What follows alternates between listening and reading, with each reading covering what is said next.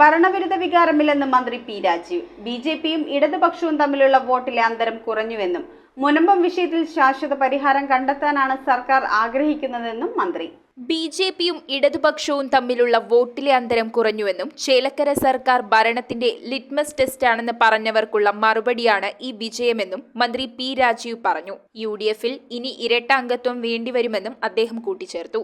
ഭരണവിരുദ്ധ വികാരമെന്ന പ്രചാരവേരയല്ല ഇതിന്റെ വസ്തുത.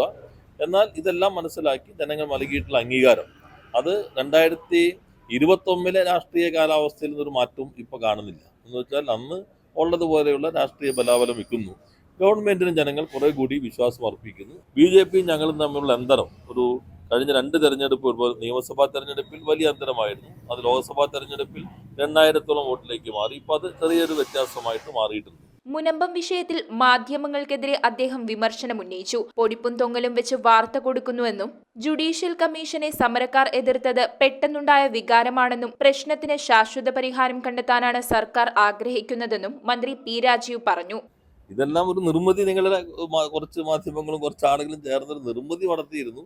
അത് അങ്ങനെയാണെങ്കിൽ ഇതല്ലല്ലോ നിങ്ങൾ പറയുന്നത്. ഞങ്ങൾക്ക് കഴിഞ്ഞവണേക്കാൾ നില മെച്ചപ്പെട്ടു എന്ന് പറയുമ്പോൾ ആന്റി ഇൻകംബൻസി അല്ലല്ലോ അതിനകത്ത് പ്രതിഫലിക്കുന്നത്. News bureau, Ernakulam.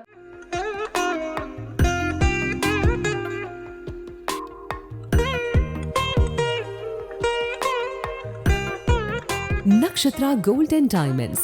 Online delivery available all across India.